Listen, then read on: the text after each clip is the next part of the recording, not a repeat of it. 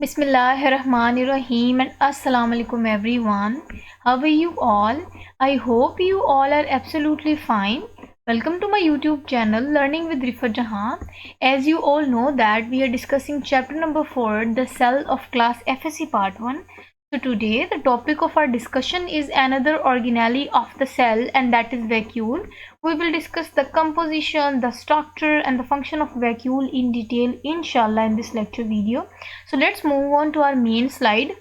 This is the main slide of our lecture. आज हमने vacuole discuss करना है. सबसे पहले मैं आपको इसको थोड़ा सा इंट्रोडक्शन दूंगी, फिर हम इन पॉइंट्स को रीड आउट करेंगे. इंट्रोडक्शन की बात करूं तो बेटा जो वैक्यूल होता है ना वो सिंगल मेम्ब्रेन बॉन्डेड ऑर्गेनेली है. इनकी जो मेम्ब्रेन है उनको टोनोप्लास्ट कहते हैं. अगर हम बात करें तो ये प्लांट्स और एनिमल सेल्स दोनों में मौजूद होते हैं. कंपेरिजन की बात करें तो प्लांट सेल्स में ये थोड़ा लार्ज इन साइज़ होता है और एनिमल सेल्स की बात करें तो ये स्मॉल इन साइज़ होता है. अब इनके फंक्शन की बात करेंगे तो हम देखेंगे कि वहाँ ये सपोर्ट प्रोवाइड करता है, रिजिडिटी प्रोवाइड करता है, स्टोरेज हाउस के तौर पे एक्ट करता है. तो ये कुछ पॉइंट्स हैं जो बताना ज़रूरी है. उसके बाद हम जो पॉइंट्स रीड आउट करते जाएंगे, मजीद जो बातें होंगी मैं आपके साथ वन बाय वन शेयर करूँगी. पहला पॉइंट देखते हैं, वो ये है कि vacuoles are present both in plants and animal cells. कहते हैं कि वैक्यूल जो है ना, ये जो ऑर्गेनेली हम डिस्कस कर रहे हैं वो दोनों सेल्स में होती हैं. वो चाहे प्लांट सेल हो चाहे एनिमल सेल हो, उन दोनों सेल्स में ये स्ट्रक्चर जो है वो मौजूद होता है. नेक्स्ट पॉइंट है कि a large vacuole is present in plant cell which pushes cytoplasm toward periphery in a narrow strip. देखिए कह रहे हैं कि अब देखिए सबसे पहले जब हम देखेंगे ना इनिशियल स्टेज में प्लांट्स में जो वैक्यूल होते हैं ना वो छोटे छोटे वैक्यूल्स होते हैं, स्प्रेड किए होते हैं. लेकिन जैसे डेवलपमेंट स्टेज आती है या आप कह सकते हैं प्लांट ग्रोथ हो रही होती है, डेवलपमेंट हो रही होती है, तब वो सारे के सारे जो स्मॉल वैक्यूल्स होते हैं ना वो फ्यूज़ करके लार्ज वैक्यूल में कन्वर्ट होंगे.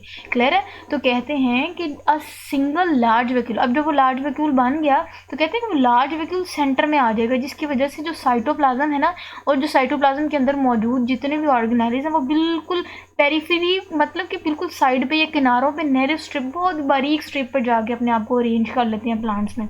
क्लियर है?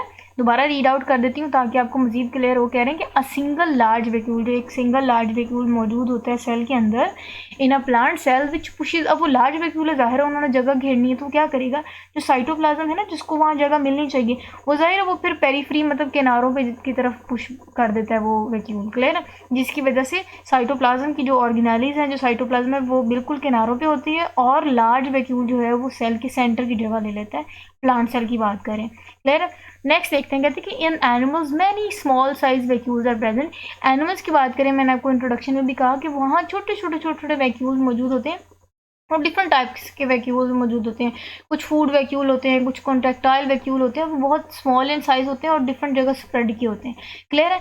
लेकिन अगर हम बात करें प्लांट वैक्यूल की, तो कहते हैं कि the vacuoles are single membrane bonded. मैंने आपको स्टार्ट में बताया कि ये सिंगल मेम्ब्रेन बॉन्डेड स्ट्रक्चर है और उस सिंगल मेम्ब्रेन को हम टोनोप्लास्ट कहते हैं.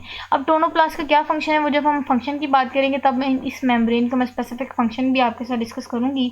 नेक्स्ट पॉइंट देखते हैं, कहते हैं कि in plant cells vacuole is formed by collisions of small vacuoles during plant growth and development. कहते हैं कि जब प्लांट ग्रोथ हो रही होती है, प्लांट डेवलपमेंट हो रही होती है, तब जो छोटे छोटे वैक्यूल है जो इनिशियल स्टेज में मैंने आपको बताया कि छोटे छोटे होते हैं, वो तमाम छोटे छोटे वैक्यूल, अब कोलिशंस का मतलब होता है फ्यूजन, मतलब वो तमाम छोटे छोटे वैक्यूल फ्यूजन करके एक लार्ज वैक्यूल में कन्वर्ट होते हैं और वो लार्ज वैक्यूल हमने कह दिया कि वो फिर सेंटर स्पेस ले लेते हैं. क्लियर है? In plant cells vacuole is formed by the collisions, मतलब फ्यूजन होती है छोटे छोटे वैक्यूल्स की फ्यूजन के बाद. और ये कब होती है ये फ्यूजन, जब प्लांट्स में ग्रोथ हो रही होती है या प्लांट में डेवलपमेंट का प्रोसेस हो रहा होता है. क्लियर है? आई होप ये सारे पॉइंट्स आपके साथ क्लियर हो गए होंगे. नेक्स्ट हम पॉइंट्स देखते हैं वो अपनी नेक्स्ट स्लाइड पे. देखिए अब हमने फंक्शन डिस्कस करने हैं कि वैक्यूल्स का फंक्शन क्या. मैंने इंट्रोडक्शन में कहा था कि इनका फंक्शन होता है कि ये कुछ स्टोरेज हाउस के तौर पे एक्ट करता है, स्ट्रेंथ देता है, रिजिडिटी देता है. अब जैसे जैसे हम पॉइंट्स रीड आउट करेंगे, मजीद जो कम्प्लेक्स चीज़ें होंगी वो मैं आपके साथ डिस्कस करूँगी. पहला पॉइंट देखते हैं, कहते हैं कि ये एक्सपेंशन ऑफ सेल, इस सेल को ये जगह घेरता है तो सेल की स्पेस बढ़ती है. जब प्लांट सेल में वैक्यूल्स की साइज इंक्रीज कर रहा होता है तो प्लांट एक्सपैंड कर रहा होता है. क्लियर? तो एक्सपेंशन ऑफ सेल में इनका बहुत इंपॉर्टेंट रोल होता है. यही वजह है कि जब जैसे जैसे प्लांट ग्रोथ होती है तो उनका साइज इंक्रीज कर रहा होता है सेल्स का. क्लियर है? कहते हैं कि vacuole serve to expand the plant cell without diluting its cytoplasm. अब साइटोप्लाज्म की डाइल्यूटिंग का क्या मतलब है, देखें कि जब बाहर से पानी ने अंदर एंटर होना होता है तो जाहिर है वो सबसे पहले साइटोप्लाज्म में एंटर होगा. अगर तो बाहर का सारा वाटर साइटोप्लाज्म में एंटर हो तो जाहिर है वो डाइल्यूट हो जाएगा.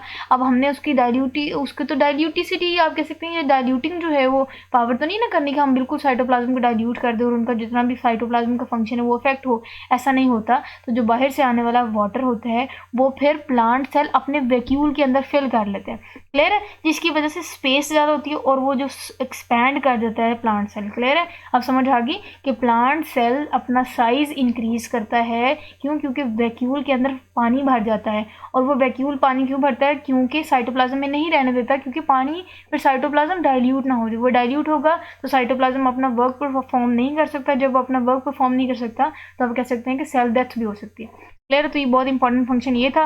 नेक्स्ट हम इसका फंक्शन डिस्कस करते हैं, वो है कि स्टोरेज। कहते हैं कि vacuoles are the site for the storage of water and cell products और मेटाबोलाइट्स। कहते हैं कि जो वैक्यूल है ना वो स्टोरेज के तौर पे भी एक्ट करता है, कि वो बहुत सारी वाटर को स्टोर करते हैं, जैसे हमने ऊपर बात की कि जी वाटर जो बाहर से एंटर हुआ वो अपने अंदर स्टोर करते हैं। तो कहते हैं कि वाटर की स्टोरेज के साथ साथ ये बहुत सारे सेल प्रोडक्ट्स के भी अपने अंदर स्टोर करता है। उसके अलावा मेटाबोलाइट्स, अब मेटाबोलाइट्स क्या होते हैं? मेटाबोलाइट्स कहते हैं कि जो मेटाबॉलिज्म के रिजल्ट में जो मेटाबोलाइट्स होते हैं ना उनको हम मेटाबोलाइट्स कहते हैं। कि तो कह रहे हैं कि वैक्यूल ना सिर्फ अपने अंदर वाटर को स्टोर करता है, सेल प्रोडक्ट्स को स्टोर करता है, बल्कि मेटाबोलाइट्स को भी अपने अंदर स्टोर करता है, क्लियर है। तो ये स्टोरेज हाउस के तौर पर भी एक्ट करता है। अब स्पेसिफिकली वो कौन से माइक्रोमोलिक्यूल्स होंगे वो हम देख लेते हैं। कहते हैं कि स्टोर हाउस के तौर पर भी एक्ट करता है फॉर माइक्रो मॉलिक्यूल्स। वो कौन कौन से? कहते हैं कि act as a storehouse for many solutes, बहुत सारे सोल्यूट सॉल्ट्स वगैरह, और मैक्रो मॉलिक्यूल्स के तौर पे ये उनको as a storage house act करते हैं। मतलब ये सारे के सारे सॉल्ट्स या सोल्यूट्स या माइक्रो मॉलिक्यूल्स को अपने अंदर स्टोर करते हैं। वो कौन कौन से माइक्रो मॉलिक्यूल्स हैं, वो कौन कौन से सोल्यूट्स हम डिस्कस करते हैं। कहते हैं कि जो आयन्स हो गया या शुगर्स हो गई या फिर अमाइनो एसिड हो गया, फिर उसके बाद वो कह रहे हैं कि प्रोटीन्स हो गए एंड पॉलीसेक्राइड्स हो गए, या कुछ ऐसी हमने कहा कि सब्सटेंसेस हैं या ऐसे चीज़ें हैं जिनको भी स्टोर करने की कैपेसिटी वैक्यूल रखते हैं, क्लियर हो गया। नेक्स्ट पॉइंट डिस्कस करते हैं। कहते हैं कि सपोर्ट में इनका बहुत इंपॉर्टेंट रोल है। अब यहाँ एक बात समझें, देखिए जो हर्बेशियस प्लांट्स होते हैं ना, जो इनिशियल स्टेज में जिनकी आप कह सकते हैं वुडी स्ट्रक्चर नहीं होता, जैसे पालक हो गया, पुदीना हो गया, अब आपने देखा होगा वो सीधा खड़ा रहता है, वो कैसे स्ट्रेंथ उसको मिलती है, कौन सी चीज़ उनको सपोर्ट प्रोवाइड करती है? तो बेटा ऐसे हर्बेशियस प्लांट्स या आप कह सकते हैं वुडी स्टेम में भी जो इनिशियल स्टेज में जो लीव्स होते हैं या आप कह सकते हैं इनिशियल ब्रांचेस होती हैं, वो कैसे फ्लेक्सिबल होती हैं, वो कैसे उनको सपोर्ट और स्ट्रेंथ मिलती है? कहते हैं कि उनके उन इनिशियल स्टेज में जो सेल्स होते हैं या जो इनिशियल हर्बेशियस लीव्स होते हैं या हर्बेशियस स्टेम्स होती हैं या आप कह सकते हैं हर्बेशियस प्लांट्स होते हैं, उनके जो सेल्स हैं ना उनके अंदर वैक्यूल मौजूद होता है, और वो वैक्यूल ही उनको स्ट्रेंथ और सपोर्ट प्रोवाइड करता है, जिसकी वजह से वो इरेक्ट खड़े रहते हैं, सीधे खड़े रहते हैं, क्लियर है। अब देख लेते हैं क्या है। कहते हैं कि support plant vacuole due to their turgidity provide support to individual plant cell, के हर प्लांट सेल को, हर इंडिविजुअल प्लांट सेल को जो वैक्यूल है ना उनके अंदर मौजूद, वो उनको टर्जिडिटी प्रोवाइड करता है, जिसकी वजह से उनको सपोर्ट मिलती है और वो सीधे खड़े रहते हैं, क्लियर है। अब हमने आज की स्लाइड का लास्ट पॉइंट डिस्कस करना है, वो ये है कि रिजिडिटी। अब ये रिजिडिटी में क्या फंक्शन प्ले परफॉर्म करते हैं देख लेते हैं। कहते हैं कि जो वैक्यूल्स है also contribute to the rigidity, सख्ती, कहते हैं सख्त करने में भी, उनको इरेक्ट करने में, उनको सपोर्ट स्ट्रेंथ वाला पॉइंट एक किस्म का ये हो गया कि ये रिजिडिटी प्रोवाइड करते हैं। कि इनको लीव्स हो गया, मैंने आपको बताया कि ये यंग होते हैं, इनमें बॉडी स्ट्रक्चर नहीं होता, या young parts of the plant के जो यंग लीव्स हैं या आप कह सकते हैं यंग जो स्टैम्प्स ओरिजिनेट होती हैं, उनमें तो नहीं ना वुड, उनमें भी स्ट्रेंथ कौन प्रोवाइड करता है, उनमें रिजिड स्ट्रक्चर कौन बनता है? तो उनका जो अंदर वैक्यूल होता है उन प्लांट सेल्स का, या उन स्ट्रक्चर के जो सेल्स है उनके अंदर जो वैक्यूल है वो उन सेल्स को रिजिडिटी प्रोवाइड करता है, जिनकी वजह से वो सारे इरेक्ट रहते हैं या अपनी जगह पे रहते हैं, उनको एक पूरी की पूरी सपोर्ट सिस्टम प्रोवाइड करता है वैक्यूल, क्लियर हो गया। आई होप बहुत ही इजी और इंटरेस्टिंग सा टॉपिक था। आई होप आपको बहुत अच्छे से समझ आई होगी। मजीद अगर आपने कुछ पूछना हो आप कमेंट सेक्शन में पूछ सकते हैं। अपना बहुत सारा ख्याल रखिएगा। So this is all about the today's topic. Okay then, फिर अल्लाह हाफिज़।